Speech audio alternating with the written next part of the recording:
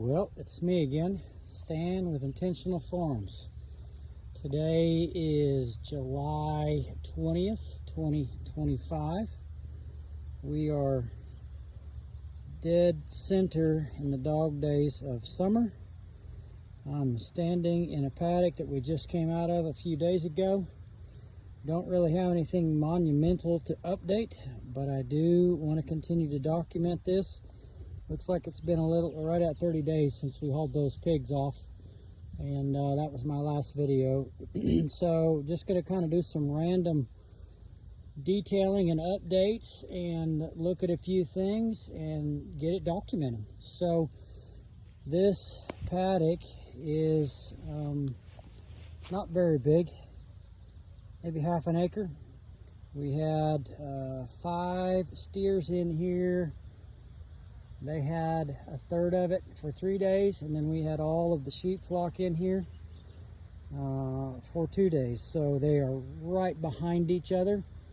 And I didn't give the cows quite all of it, but I did give the sheep all of it.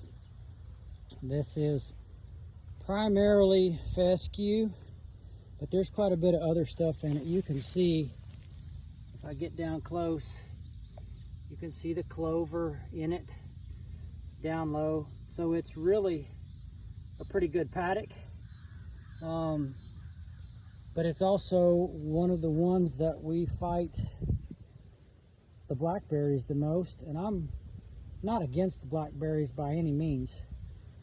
My sheep eat them, they do well, they stay fat on them, but there's a certain level of blackberries that they won't do well on because they get so thick. They're not like a goat. They won't continue to force their way in. They'll eat what they can eat from the edges, and if that blackberry briar is very thick, they'll just eat around it. They do a good job, but they won't press in and get to the center of it. So I've kind of been looking for solutions for that for quite some time, and I think we found it. We've added another animal class. I'm gonna get over there in just a minute and show it to you. But this is how it gets left when we go through it with our recent addition. You can see that it really cleans things up. This was one of the major blackberry briars, and it just really knocks them down. And the thing to do with blackberries now in the late summer, they are storing energy up in their root system to make it through winter and be able to reproduce. Now's the time to hit them. So we love grazing them. The sheep love them. They do an absolutely amazing job, but they just won't force themselves in to the center of that blackberry briar. I just realized I'm holding my phone straight up and down. I don't know if it would mess it up if I turned it over right now or not. But I don't really feel like starting over, so we're going to carry on and work on getting better as we make videos. So kind of cruising through the end of this paddock, edge of this paddock, and I'm not like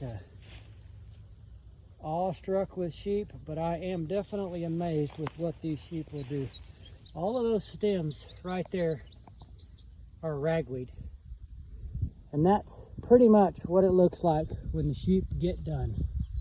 They just absolutely get it all. And they stay fat. They do a really good job with not a lot. So right there you can see those 2 loads of dirt. I've got another project going on the other end of the farm. I've had to remove a little topsoil. I'll update that eventually, but this is an old chicken house pad where that hay is stacked, and you can see the other end of the chicken house. That's half of it's still there. There's still 150 feet of it there. But when they excavated years ago, they pushed that pad up and they weren't worried about drainage, and it ends up standing water on both sides of this driveway, which ends up mosquitoes and all kinds of mess. So there's another load of fill. And so since I had to do something with the topsoil, it's hard to grow anything in there. You can see that's all full of sage grass, broom sedge. I just put it in there. I'm going to knock it down and hopefully create a little bit of drainage. This is the chicken house. I'm going to walk over here and show you. We've made a pretty big investment in the future of the farm, and I don't think we've talked about it on camera yet. We've talked about our thought process going forward with piglets and supply of piglets and difficulty finding piglets, and maintaining some of our gilts for farrowing. This plays in nicely to our farrowing possibilities. And of course, she's laying way down there. But I've come this far. I'm gonna have to back up, climb over the pin, and get in there and show you our newest big investment into the farrowing operation here at Intentional Farms. I don't trip. I guess if I fall and end up head over heels, maybe I'd end up with some money from America's Funniest Home Videos. I don't know. But this is the side of the old chicken house. We've made a hog pen over here because we now have a mature sow. That is Rosie. I was told that she was a Hereford. I believe it. She's as sweet as she can be. I don't know if she's camera shy, but she is not bothered by human touch. She likes it.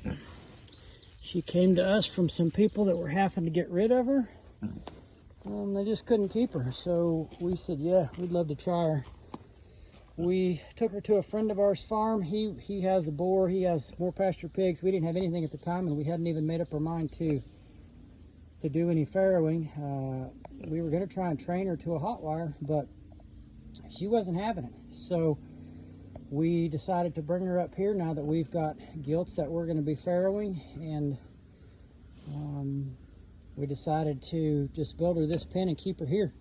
She's really sweet. She's been a great mother, apparently. She has weaned more than one set of piglets over 12. So I think if I'm not mistaken, she's weaned two litters of 12 and 1 litter of 14. So we're excited to have her. We really wanted to train her to a hot wire so that she could be out and have a little more freedom, bigger paddocks, more room to roam, more opportunity to be a pig. But she seems pretty content to be in this hard pen type situation. So we're going to keep her in here until it's time to move her out, and then we'll build some other paddock. We're not going to keep her in here for her entire life. That doesn't seem like the right thing to do. But for now, she's here, she's happy, she's got another chance. She was getting ready to be processed for bacon and pork. You can excuse the mess. We got about 800 projects going on. This is where all the junk goes that we don't have room for anywhere else. So having a chicken house is a bit of a blessing and a curse, because it gives you room to store stuff, but it also gives you room to store stuff. So that's kind of what's going on in there. We just put the sheep in here. I don't know if you can see them. We're looking into the sun. I'm going to get in here in just a second and get a little better look at them. I've got quite a bit going on the next few weeks, so we've got a trip planned out of town. Got a farm sitter. Tabitha's going to come stay and keep an eye on things. She's also the one that's responsible for this whole pig farrowing opportunity. So we are excited to get a little bit of time away coming up. She's excited to be here on the farm. We're looking forward to it.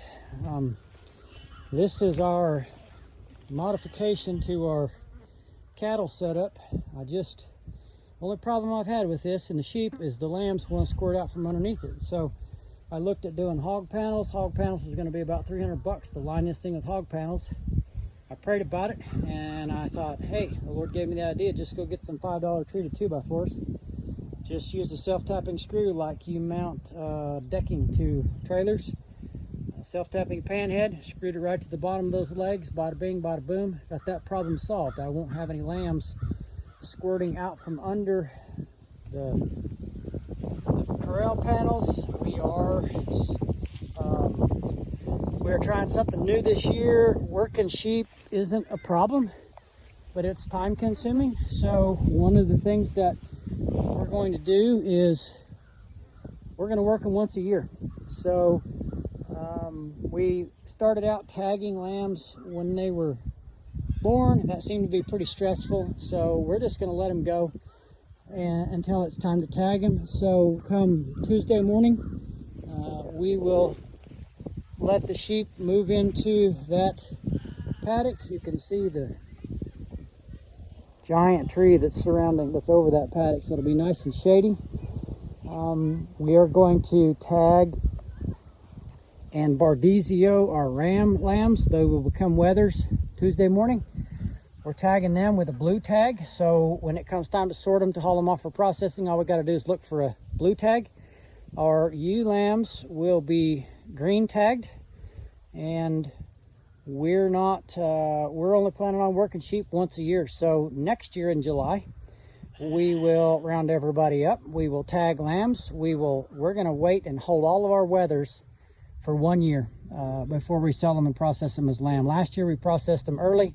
I wasn't pleased with the yield. There was other situations going on. We had a drought.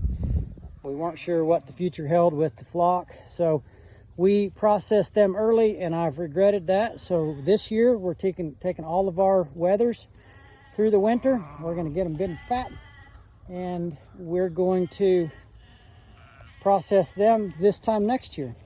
This is our cattle water.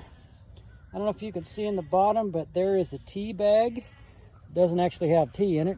It's a cut-off pant leg with a zip tie on both ends that has sea salt in it. C90 is what we use. We put that in there in the cow's water. They get half a pound of sea salt for half a day every other day. So they would get that in their water for 12 hours every 48 hours. We have had great success with that. We haven't had any pink eye. Fly load seems to be less and less each year as they get that mineral in their system. So we're liking that. We've only got 3 lambs, three sheep that we're hauling off on Tuesday. That's the other thing. When we sort them, we will keep the ones that we're processing back. We have a processing date Wednesday morning, so we'll work them Tuesday. We've only got 3. One of them is a ewe lamb from last year that did not breed, so she goes away. One of them is a ewe lamb that had difficulty lambing. We ended up taking her to the vet and having an emergency C-section to cost me $700 to get a dead lamb back. So that ewe doesn't get another chance. And then we have 1 wether left from last year. He was a dink when we hauled those others off last year, so we are going to process him as well. Got 3, gonna have them all ground. We enjoy ground lamb. It's just as easy. This is my makeshift shade shelter for the sheep. They've got plenty of shade in this paddock actually, but it's just as easy to keep it with them, to keep it moving, and they end up hanging out in there. I'm pretty intentional about where I park it. I try and park it on a high side of the paddock because they will end up hanging out underneath it quite a bit, and all that poop and pee makes a lot of fertility. You can see it's open on this end, and they just follow the shade during the day. But I do move it every day, so the next day they're not laying. All I got to do is pick it up and roll it downhill. That's why I park it on the high side, so all I have to do is push it downhill. I don't actually get in there with the mule. I just pick it up and push it back downhill. It's just an old boat trailer that was given to me. So just a couple other things about that. You see the steers over there. They're munching on forage that is high as their head. Some of these lambs are getting pretty big. I'm pretty pleased with the ram that we used last year. Going to get another one this coming year, maybe 2, depending on how many ewes I have. all just kind of munching away. One of the things that I appreciate about these sheep is they're a lot more gentle than a cow. I've got them right up here against the edge of the shop. There's all kinds of miscellaneous stuff going on. I've had a few projects. We're relocating the chicken brooder, so it's kind of disassembled. That carport came from the little house over there. We put it over here. I don't know what's going to happen with it. But I can let these sheep chill out right around here, and they don't tear anything up. They do all the weed eating. I'm going to jump outside the paddock and show you where they came from just a minute ago. They were on the front side of the shop. Now they're on the east side of the shop. So I really like the fact that I can just fence them close to the shop and they can do their thing and they don't tear anything up. Got our chicken tractor stored. We got 2 batches of chickens coming this fall. And then I'm coming back to my little topic of our new animal class. Here you go. This is what we're using behind the sheep to take care of the brush hogs, or the blackberries. This is our Kagoda. That baby eats the stems and all. It doesn't care. It doesn't slow down. It doesn't mind if they're blackberry briars, persimmons, sprouts, saplings, anything that these guys won't eat. I've been using, that's actually the first paddock that I brush hogged this year. Last year I did some brush hogging. Thought I was doing a good thing. Come to find out, once I brush hogged it quit raining and it really goofed us up. It got hot and dry. So that paddock over there, I'm sure you can, if you go back in the video, you can see just how much forage and trample we were able to leave behind with what the animals knocked down and with what we did with the Kagoda. The Kagoda really sets back that forage, those blackberries. And I actually brush hogged as high as I could brush hog. I don't know, it's probably 10 or 12 inches. All I wanted to do was knock the tops of it off. I didn't put it on the ground at all. So, gonna see how that works out. See if we can knock those blackberries back just a little bit. I like them because the sheep like them, but at the same time, they kind of overpower things just a little bit. So this is the side of the shop that the sheep were just on. They were here for one day. I didn't weed eat anything. That does a better job than what I do when I'm mowing. There's our fencing rig. Full of step ins, poly reels hanging on the back. Those are our stray posts for our sheep fence. We keep the sheep netting in the shop. We found out if you leave it outside that the mice will chew on it if it's not hot. So we do keep the sheep netting in the shop. But you can see all of this stuff was just woolly. I didn't even like walking through it. Yeah, they left some stemmy stuff right there, but that doesn't bother me. Just like running them up against the shop. This right here, you can see that stem. Starts right there. That's where my electric fencing goes into the ground. You can hear the charger clicking. That's a grapevine. It was growing all the way up the side of the shop. And those sheep went through and they hammered it. This right here was all ragweed and blackberry. You can see that they just almost didn't miss a leaf. They got it good. The good news is they didn't tear up the shop. The last time I did that with the cows, those ding-dongs got to rub it on the back of the shop and they bent it up. They actually killed a couple of those ribs on that sheet metal. So I don't let the cows up against the shop anymore, but I sure don't have a problem letting the sheep do that. So anyway, I think that wraps it up for today. I just wanted to get some updates in. Looks like the video is going to be a little bit long, but covered a little bit of ground and should be about all we got to say for a little while. Probably bring you back in a couple weeks when we got a few more things to talk about and get that logged. But anyway, have a blessed day.